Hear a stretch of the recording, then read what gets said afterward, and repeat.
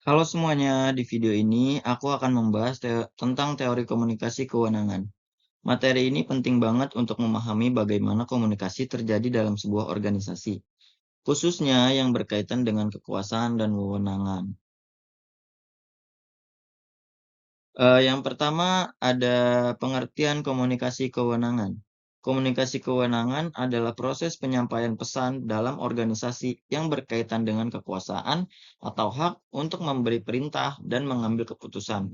Biasanya komunikasi ini terjadi dari atasan ke bawahan, tapi juga bisa sebaliknya dalam bentuk laporan atau feedback. Yang kedua, ada tokoh utama dalam teori komunikasi kewenangan adalah Kester Bernard. Secara singkat, Bernard menjelaskan bahwa kewenangan tidak berasal dari atasan saja, tetapi justru ditentukan oleh bawahan. Artinya, perintah akan dianggap memiliki kewenangan jika diterima dan dijalankan oleh orang yang menerimanya. Jadi, komunikasi menjadi kunci. Kalau pesan tidak dipahami atau tidak diterima, maka kewenangan itu tidak efektif. Yang ketiga, ada inti pemikiran teori. Teori komunikasi kewenangan menurut Kester Bernard adalah bahwa kewenangan tidak otomatis melekat pada jabatan, tetapi bergantung pada penerimaan dari bawahan. Artinya, satu, perintah hanya menjadi berwenangan jika dipahami, dipercaya, dan mau dijalankan oleh penerimanya. Kedua, komunikasi yang jelas dan efektif sangat penting agar pesan diterima dengan baik. Ketiga, bawahan punya peran aktif, mereka bisa menerima atau menolak perintah. Jadi, inti utamanya, kewenangan lahir dari proses komunikasi yang berhasil, bukan sekedar posisi atau kekuasaan. Yang keempat ada syarat kewenangan menurut Kester Bernard. Ada beberapa syarat agar suatu perintah bisa dianggap memiliki kewenangan. Pertama, dapat dipahami.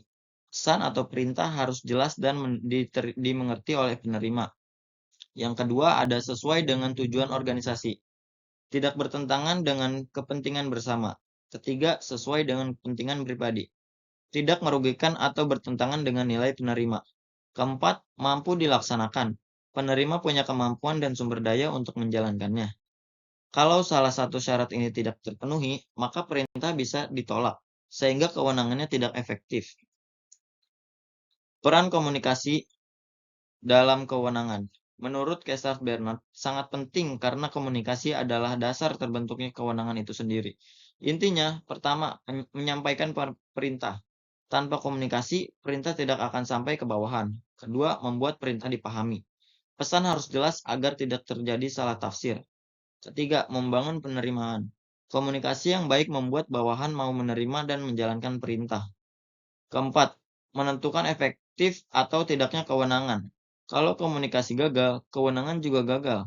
Jadi, kewenangan bukan hanya soal siapa yang memberi perintah, tetapi seberapa baik perintah itu dikomunikasikan dan diterima. Contoh sederhananya, seorang manajer meminta karyawan untuk menyelesaikan laporannya hari ini. Pertama, jika manajer menjelaskan dengan jelas apa yang harus dikerjakan, deadline, dan caranya, karyawan paham dan mau mengerjakannya. Kewenangan berjalan dengan efektif. Tetapi kalau perintah tidak jelas atau terdengar tidak masuk akal, karyawan bisa bingung atau menolak. Kewenangan tidak efektif. Jadi, dari contoh ini terlihat bahwa keberhasilan kewenangan sangat bergantung pada bagaimana komunikasi dilakukan dan diterima. Yang ketujuh ada kelebihan teori komunikasi kewenangan menurut Kester Bernard. Pertama, lebih realistis. Tidak hanya melihat kekuasaan dari atasan, tapi juga peran bawahan dalam menerima perintah. Yang kedua, menekankan pentingnya komunikasi. Menunjukkan bahwa keberhasilan organisasi bergantung pada komunikasi yang jelas dan efektif.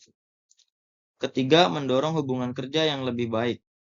Karena atasan harus mempertimbangkan pemahaman dan kepentingan bawahan. Keempat, fleksibel. Tidak kaku pada struktur jabatan, tapi melihat situasi dan penerimaan dalam praktik nyata. Intinya, teori ini membuat konsep kewenangan jadi lebih manusiawi dan tidak hanya berdasarkan posisi. Yang ke-8 ada kekurangan teori komunikasi kewenangan menurut Kester Bernard. Yang pertama, terlalu bergantung pada bawahan. Jika bawahan sering menolak, kewenangan atasan bisa melemah. Kedua, kurang tegas dalam kondisi darurat. Dalam situasi yang butuh keputusan cepat, tidak selalu mungkin menunggu penerimaan bawahan. Yang ketiga, mengabaikan struktur formal. Organisasi tetap butuh hierarki yang jelas, tidak hanya bergantung pada komunikasi. Yang keempat, sulit diterapkan secara konsisten, karena penerimaan tiap individu bisa berbeda-beda. Intinya, teori ini bisa secara konsep, tapi dalam praktik kadang kurang efektif jika tidak didukung aturan dan struktur yang jelas. Kesimpulannya, teori komunikasi kewenangan dari Kaiser Bernard menekankan bahwa kewenangan tidak hanya berasal dari jabatan atau atasan, tetapi ditentukan oleh apakah bawahan menerima dan menjalankan perintah tersebut. Komunikasi menjadi kunci utama, semakin jelas, relevan, dan dapat diterima suatu pesan, maka semakin efektif kewenangan itu berjalan. Sebaliknya, jika komunikasi gagal, maka kewenangan juga tidak akan efektif. Jadi inti akhirnya, kewenangan yang efektif lahir dari komunikasi yang berhasil dan penerimaan dari bawahan, bukan sekedar kekuasaan formal. Terima kasih. Assalamualaikum warahmatullahi wabarakatuh.